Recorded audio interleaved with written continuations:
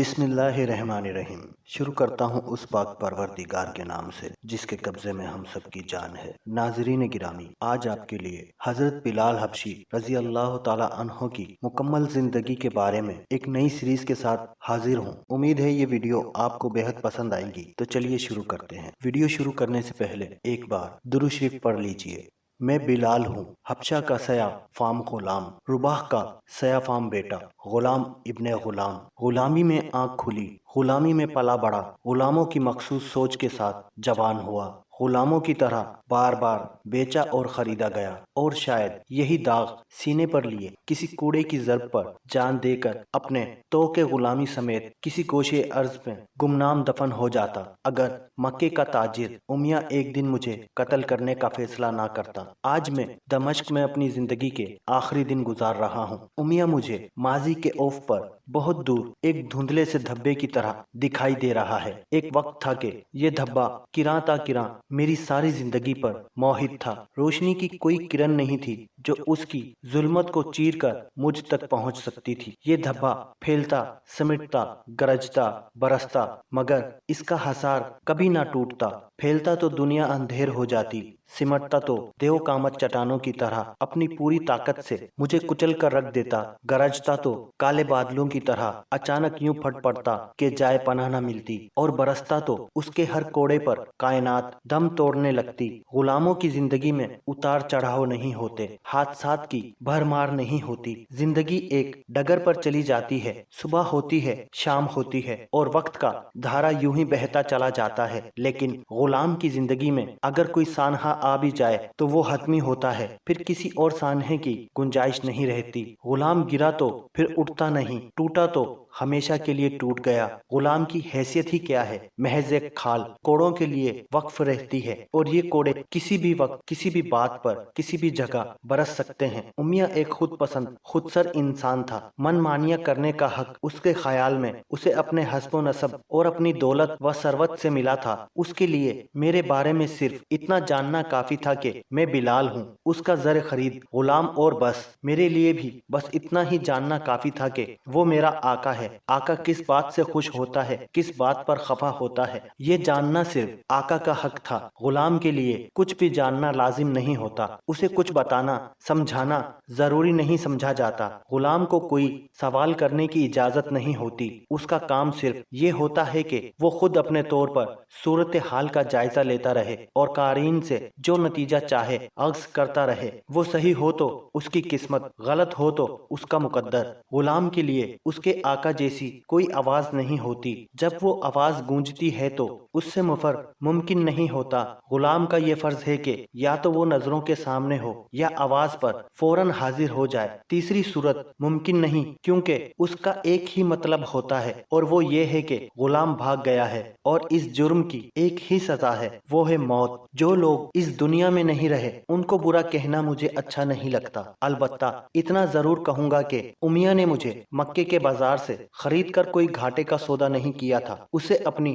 رقم کی ایک ایک پائی وصول ہو گئی تھی، میں نے اسے کبھی کوئی نقصان نہیں پہنچایا تھا۔ امیہ کی بہت سی باتیں میرے ذہن میں محفوظ ہیں، میں انہیں بھولا نہیں ہوں، لیکن بھلا دینا چاہتا ہوں۔ میں بلال، امیہ کا زر خرید غلام، آپ کو ان دنوں کی باتیں سنانا چاہتا ہوں جو شروع سے آخر تک حیرت و استعجاب کے دن تھے، اور حیرت بھی ایسی کہ آج تک اس کے نشے سے سرشار ہوں۔ 22 سال تک اس غلام نے اس فضا میں سانس لیا جس میں اللہ کے آخری نبی محمد صلی اللہ علیہ وسلم کے سانسوں کی مہک تھی۔ جو انہوں نے کہا میں نے سنا، جو انہوں نے کیا میں نے دیکھا۔ کعبے کے شب و روز، موسم گرما کی ایک صبح تھی۔ امیہ حسب معمول اپنے تاجر ساتھیوں کے ساتھ وقت گزارنے کے لیے گھر سے نکلا۔ تاجروں کی یہ محفل خانہ کعبہ کے سائے میں لگتی تھی، مجھے یہ سیبھیں بہت اچھی لگتی تھیں۔ تاجروں کے ساتھ ان کے غلام بھی ہوتے تھے جو کچھ فاصلے پر بیٹھے اپنے اپنے آقاؤں کے اشاروں کا انتظار کرتے رہتے تھے۔ ایسے موقعوں پر غلام آپس میں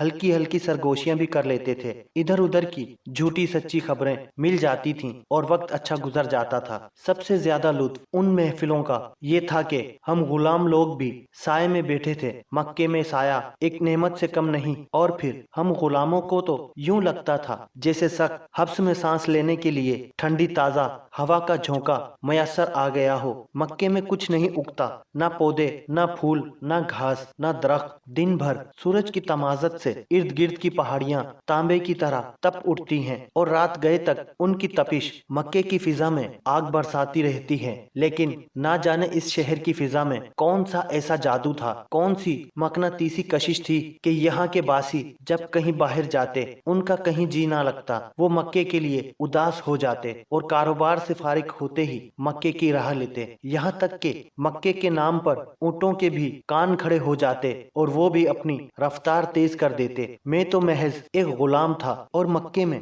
ذلت اور رسوائی کے سوا میں نے دیکھا کیا تھا؟ جب سے پیدا ہوا تھا لوگوں کے ہاتھوں مصیبتیں اٹھا رہا تھا، کوئی بوجھ اٹھواتا تھا، کوئی دائروں میں دوڑ لگواتا تھا، یہ دیکھنے کے لیے کہ اس میں کتنا دم خم ہے یا کتنے میں ٹھیک رہے گا اس کا سودا۔ مگر مجھ غلام کو بھی اپنی یہ جائے عقوبت اچھی لگنے لگی تھی۔ آج میرے سامنے پیالے میں دمشق کا ٹھنڈا اور میٹھا پانی رکھا ہے، لیکن کوئی میرے دل سے پوچھے اس پانی کا زمزم کے تیکے نمکیات ملے پانی سے کوئی مقابلہ ہی نہیں۔ خانہ کعبہ کے صحن میں زمین سے ابلتا ہوا زمزم کا پانی مجھ جیسے غلام چلووں سے پیا کرتے تھے۔ ایسا کیوں تھا؟ کیا سحر تھا مکے کی فضا میں؟ ایک غیر زیرہ وادی میں سورج کی حدت سے تپتا ہوا یہ شہر، نہ کوئی درخت، نہ سبزہ، نہ پرندے، نہ تتلیاں، فطرت کی چھوٹی سے چھوٹی توجہ سے بھی محروم یہ نگری، کیا بات تھی اس میں کہ سب کے دلوں میں گھر کر رکھا تھا، ذہنوں پر کچھ اس طرح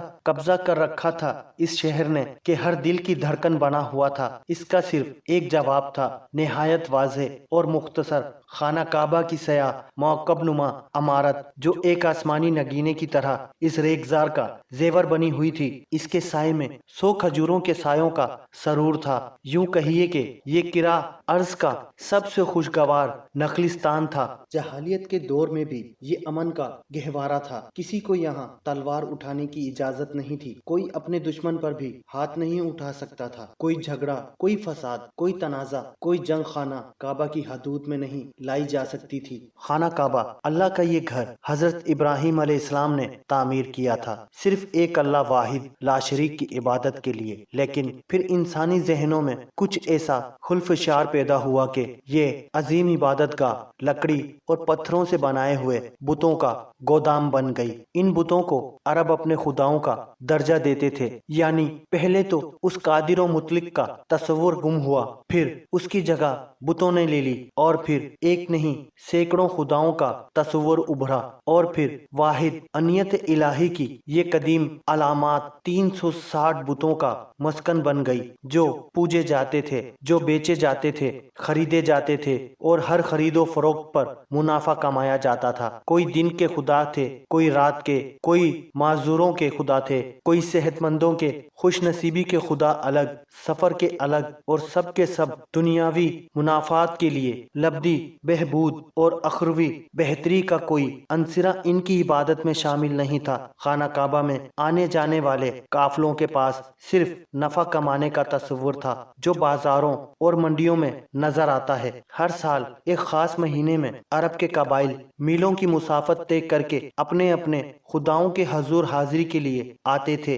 ایک میلہ سا لگ جاتا تھا۔ شام کے تاجر، یمن کے سمندری تجارت کرنے والے تاجر، فارس کے تاجر اور دور دراز مقامات سے آئے ہوئے غلاموں کی خرید و فروخت کرنے والے تاجر سبھی یہاں جمع ہوتے تھے۔ اس میلے میں سونا، چاندی، کپڑے، خوشبوئیں بھی فروخت ہوتی تھیں۔ غلام بھی اور خدا بھی، اسے دیکھو وہ کہتا ہے کہ وہ خدا سے باتیں کرتا ہے۔ ابو جہل کی آواز نے ہم غلاموں کو چونکا دیا۔ اس کا غلام آواز سنتے ہی ہڑبڑا کر اٹھ کھڑا ہوا، مگر ابو جہل کا فکرہ جلد ہی کہکوں میں ڈوب گیا اور اس کا غلام دوبارہ بیٹھ گیا۔ پیغمبر صاحب، آپ ہمیں پانی پر چل کر کیوں نہیں دکھاتے؟ اب کہ میں اٹھ کھڑا ہوا، یہ امیہ کی آواز تھی، میرے بد نصیب آقا کی، جو آج جہنم میں اپنی اس ہر زہ سرائی کا جواب سن رہا ہے۔ پھر میں نے انہیں دیکھا دیکھا محمد بن عبداللہ صلی اللہ علیہ وسلم کو ہمیشہ کی طرح تنہا نظریں پہاڑوں کی سمت،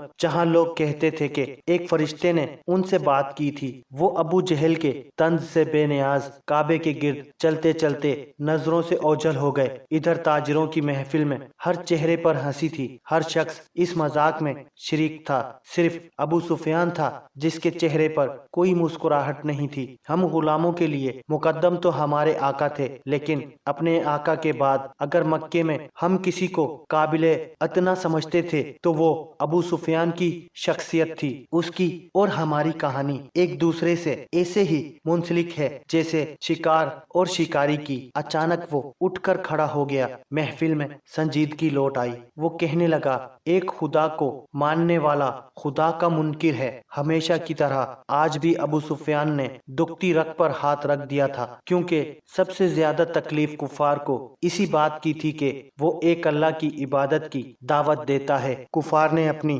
ضعیف الاعتقادی میں موقع محل کے لحاظ سے کئی خدا بنا رکھے تھے۔ وحدہ لا شریک، واحد لا شریک تصور ان کے دائرے فکر سے باہر تھا۔ ابو سفیان فکر مند تھا، اگر ہم نے اس فتنے کو ختم نہ کیا تو خدا ہم سے ناراض ہو جائیں گے اور اپنی رحمتیں کسی اور شہر پر نچھاور کرنے لگیں گے۔ ابو جہل جو اب تک خاموش تھا یکا یک بول اٹھا، ابو لہاب تم اس کے چچا ہو، یہ تم قریبی رشتہ داروں کی ذمہ داری ہے کہ اسے راہ راست پر لاؤ۔ ابو لہاب گھبرا گیا، اس نے اب تک دانستہ طور پر اپنے آپ کو اس ساری گفتگو سے الگ رکھا تھا، وہ اس میں شریک نہیں ہونا چاہتا تھا۔ ابو جہل نے خواہ مخواہ اسے بیچ میں گھسیٹ لیا۔ راہ راست پر لاؤں کس کو؟ محمد کو صلی اللہ علیہ وسلم۔ وہ کوئی بچہ ہے، 40 سال کا ہے، اس میں کوئی شک نہیں کہ وہ سراسر بدنامی کا باعث ہے، میرے لیے، اپنے خاندان کے لیے، اپنے نسب اعلیٰ کے لیے۔ کل اس نے ایک غلام کو اپنا منہ بولا بیٹا بنا لیا ہے۔ پاگل پن ہے، پاگل پن، جو کوئی اس سے کچھ مانگتا ہے اٹھا کر اس کے حوالے کر دیتا ہے۔ سراسر دیوانگی ہے، جہاں بھر کے چوروں، اچکوں، مقروضوں کو کھانے کھلاتا ہے، جب دیکھو اس کے دروازے پر 10-12 جمع رہتے ہیں، شاید ہی کوئی ہو جو اس کے گھر سے کوئی بھیڑ یا بکری یا کچھ اور لے کر نہ جائے۔ ہم کر کیا سکتے ہیں؟ ابن حشام میرا بھتیجا پاگل ہو گیا ہے، بالکل پاگل۔ ابو لہاب باتیں بھی کرتا جاتا تھا اور لوگوں کے چہرے بھی دیکھتا جاتا تھا، اس امید پر کہ شاید ان میں سے کوئی بول پڑے اور اس معاملے کو سلجھانے میں مدد دے جو وہ خود سلجھا نہیں پا رہا تھا اور جو شاید سلجھایا ہی نہیں جا سکتا تھا۔ پیغمبری کا دعویٰ کیسی انہونی بات تھی۔ گھبراہٹ میں اس نے ابو سفیان کا بازو تھام لیا۔ ابو سفیان تم ہی بتاؤ، ایک جوان شخص، مضبوط، توانا، خوبصورت، سر کا ایک بال سفید نہیں، ایک رئیس عورت کا خاوند، خود اعلیٰ نسب، وہ مکے میں جو چاہے کر سکتا ہے، مگر کرتا کیا ہے؟ اپنے گھر کا آرام دہ بستر چھوڑ کر پہاڑوں کے غاروں میں بیٹھا سردی سے ٹھٹرتا رہتا ہے، محض اس وہم پر کہ ایک فرشتہ اس سے بات کرتا ہے۔ یہ فرشتہ اس کی جان کا روگ بن گیا ہے۔ ابو لہاب تھک ہار کے بیٹھ گیا۔ اس کے دوست بھی کچھ پریشان، کچھ شرمندہ سے لگ رہے تھے۔ خاندان میں پاگل پن کا واقعہ ہر ایک کے لیے تشویشناک ہوتا ہے، کیونکہ ایسے معاملے میں کوئی کچھ نہیں کر سکتا اور نہ ہی کوئی مشورہ دے سکتا ہے، صرف دعا کی جا سکتی ہے۔ ابو لہاب بیٹھا بیٹھا پھر بولنے لگا، ابھی 1 سال بھی نہیں گزرا، سب اس کے دوست تھے، اس کی عزت کرتے تھے، اس وقت کسی کو اس پر ہنسنے کی جرت نہیں تھی۔ وہ تمہارے درمیان فیصلے کراتا تھا، تمہارے قضائے چکاتا تھا، لوگ اس کے پاس جاتے تھے اور اسے عادل و منصف سمجھ کر اپنے اپنے معاملوں میں رہبری حاصل کرتے تھے۔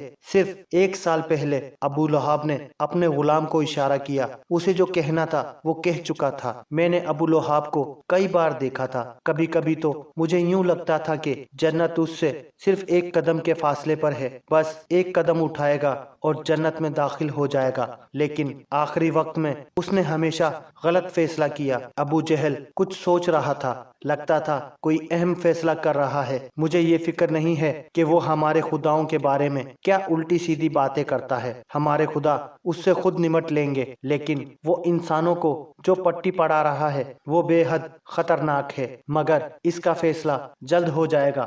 سب سے پہلے ہم ان غلاموں اور لاوارثوں سے نمٹیں گے جو اس کے گرد جمع رہتے ہیں۔ ناظرین گرامی، آج کی یہ ویڈیو بس یہیں تک۔ امید ہے یہ ویڈیو آپ کو بہت پسند آئی ہوگی، اور اگر آپ حضرت بلال رضی اللہ تعالی عنہ کی زندگی کے بارے میں جاننا چاہتے ہیں تو کمنٹس باکس میں ہمیں اپنی رائے کا اظہار کیجیے گا، تاکہ ہم آپ کے لیے ان کی مکمل زندگی کے بارے میں اس سیریز کا آغاز کر سکیں۔ اور اگر آپ کو یہ ویڈیو ہماری پسند آئی تو ویڈیو کو لائک اور شیئر ضرور کیجیے گا، اور کمنٹس باکس میں اپنی رائے کا اظہار ضرور کیجیے گا۔ اسی کے ساتھ آپ کا دوست رانا خالد آپ سے اجازت چاہتا ہے، پھر ملیں گے کسی نئی کہانی کے ساتھ۔ تب تک کے لیے اللہ ہم سب کا حامی و ناصر۔ اللہ حافظ۔ السلام علیکم ورحمۃ اللہ وبرکاتہ۔